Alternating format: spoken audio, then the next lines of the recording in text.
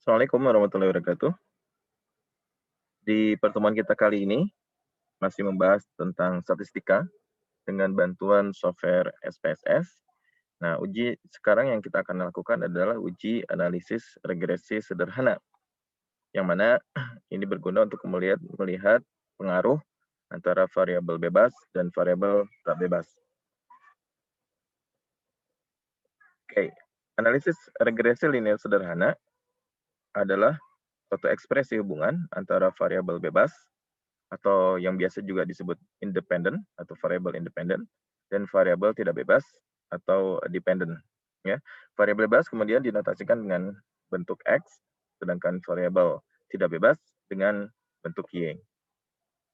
Nah, di sini analisis regresi linear sederhana ya biasanya digunakan untuk mengukur seberapa kuat pengaruh variabel bebas ya terhadap variabel tidak bebas.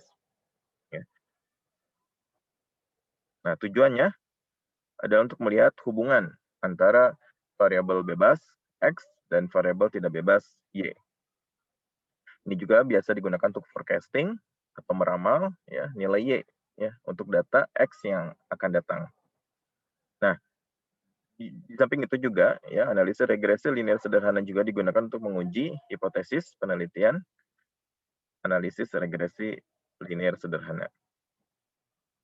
Nah, formulasinya ya karena dia bicara tentang linear, maka kalau dalam geometri atau dalam bentuk grafik, maka fungsi tersebut atau hubungan tersebut ya bisa dinyatakan dalam persamaan garis lurus.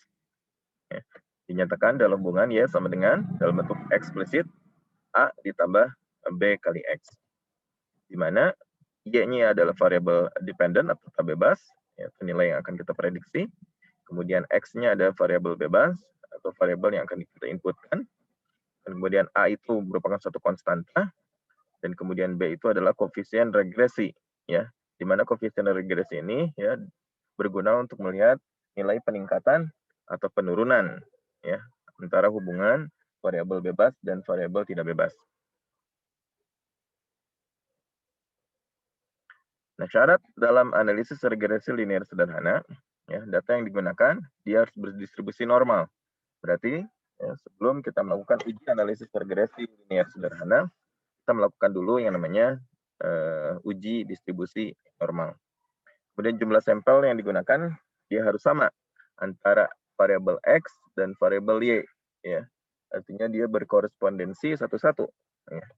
Kemudian terdapat satu variabel tak bebas. Ya. Jika lebih dari variabel tak bebas, kita disebut multiple regresi atau analisis regresi dengan multiple variabel. Kemudian hubungan antara variabel bebas x dan variabel tak bebas y adalah linear, bukan non-linear. Artinya, kemudian kita bisa melihat secara kasat mata memprediksi bahwa hubungan antara variabel bebas dan variabel tak bebas ya, dia mengikuti persamaan garis lurus. Nah, itu beberapa syarat ya untuk kemudian kita melakukan uji analisis regresi linear sederhana ya. Nah, misalkan studi kasus ya, di sini ada seorang peneliti ingin mengetahui pengaruh kalori yang dikonsumsi tiap hari terhadap berat badan dari 10 responden sebagai berikut. Rumusan hipotesisnya, H0 tidak ada pengaruh kalori terhadap berat badan, H1-nya terdapat pengaruh kalori terhadap berat badan. Misalnya datanya ini ya, kita punya ada responden dan kemudian ada kalori. Kita bisa lihat kalori ini, jumlah kalori yang dimakan dalam per hari dari seorang responden ya, kemudian kita lihat apakah mempengaruhi berat badan Y. Nah, di sini kita menggunakan ya, rumusan formulasi analisis regresi linear sederhana. Nanti setelah itu kita akan mencoba melihat ya seberapa kuat sih pengaruh ya variabel X ini terhadap variabel Y. Ya. Kemudian nanti kita di sini melakukan uji analisis statistika untuk regresi linear sederhana. Untuk mencoba mengerjakannya, kita nanti menggunakan bantuan SPSS. Nah, tolong persiapkan SPSS-nya. Ya. Nah, misalnya, pertama kali yang kita lakukan, buka worksheet, ya, IBM SPSS-nya. Kemudian pada taskbar, variable view, ya, tuliskan name, pada bagian name, baris pertama tuliskan variabel X, ya. Kemudian yang baris kedua variabel Y, ya. Kemudian setelah itu di label, ya bisa dinamai labelnya kalori dan ini berat badan. Jika tidak ingin ada angka desimal, maka kemudian kita nolkan untuk desimal ini. Nah, misalnya di SPSS, ya kita bisa kemudian di taskbar variable view, kita beri nama, ya di sini baris pertama X, baris kedua Y, ya di sini kita buat 0, ya tinggal tidak menginginkan bentuk desimal, ya. Kemudian di sini measure-nya kita setting dia sebagai numerik atau skala. Nah, setelah itu kita klik data view, ya di sini sudah ada ya nama variabelnya X dan Y. Baru kemudian kita masukkan, ya misalnya dari data Excel, ya kita punya, kita copy,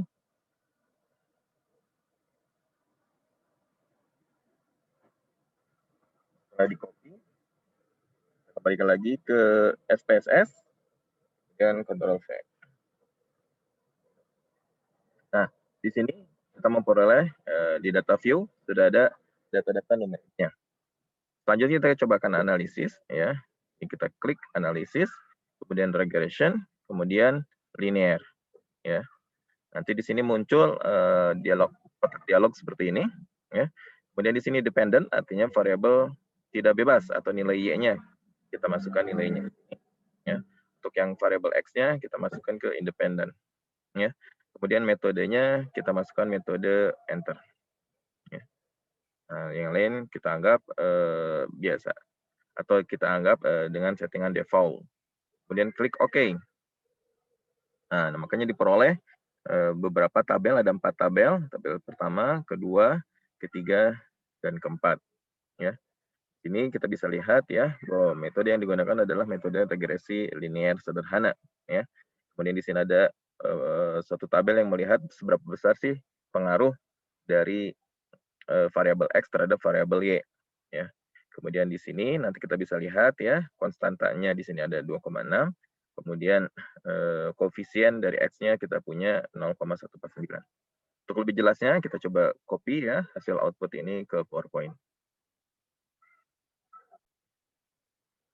Nah, setelah kita copy ke PowerPoint ya, kita lihat di sini bagaimana cara membuat persamaan linear sederhana ya, ada dari 4 tabel ini. Maka untuk melihat nilai konstanta A dan konstanta B-nya, kita lihat di sini. Ini adalah konstanta.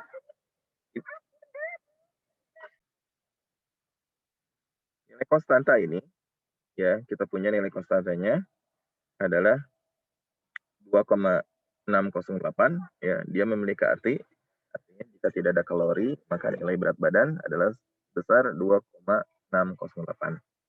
Sedangkan koefisien regresi ya dapat ditafsirkan bahwa setiap peningkatan 1% kalori, maka berat badan akan meningkat 0,149.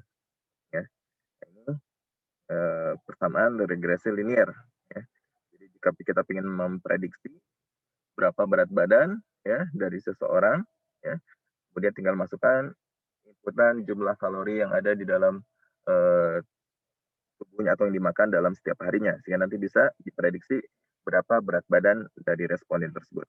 Nah, itu makna dari persamaan linear sederhana menggunakan agresi linear.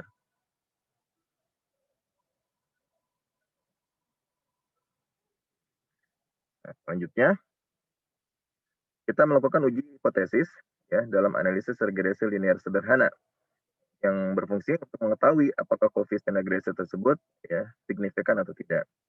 Maka rumusannya H0-nya adalah tidak ada pengaruh penambahan kalori terhadap penambahan berat badan.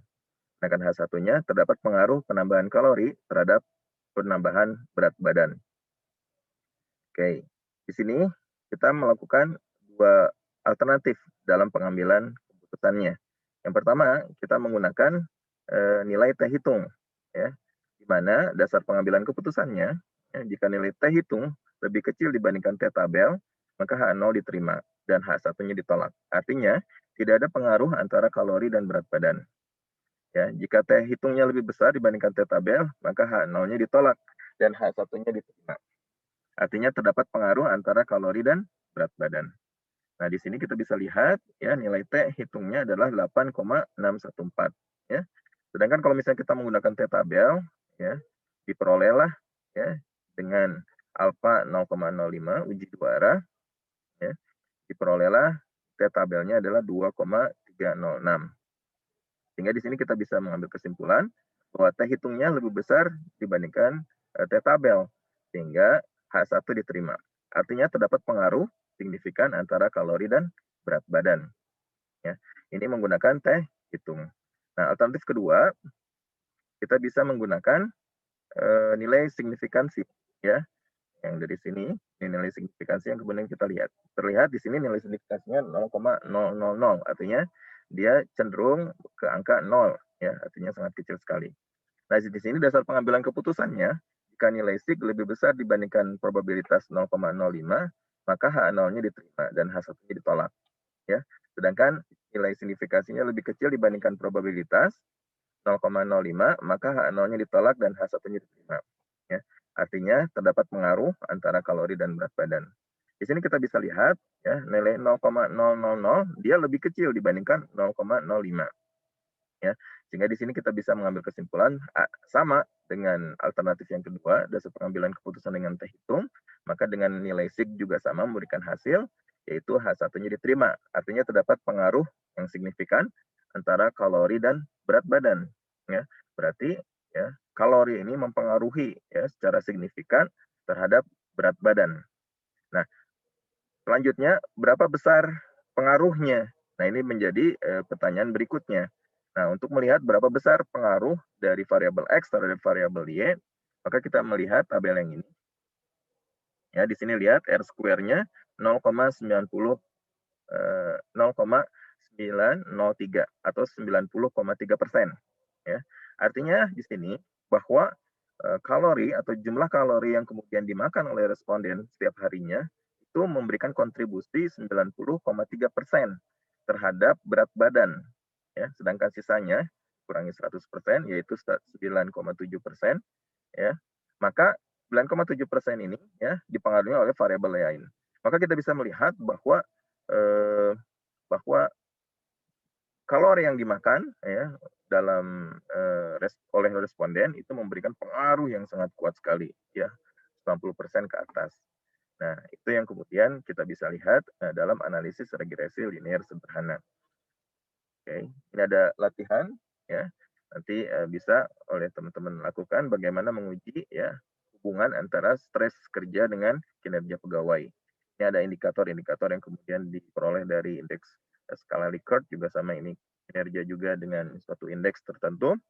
Kemudian kita ingin melihat apakah ada hubungan di antara keduanya ya dan hubungannya apakah signifikan atau tidak. Setelah itu berapa besar pengaruhnya ya, berapa persen pengaruh variabel stres kerja terhadap kinerja pegawai.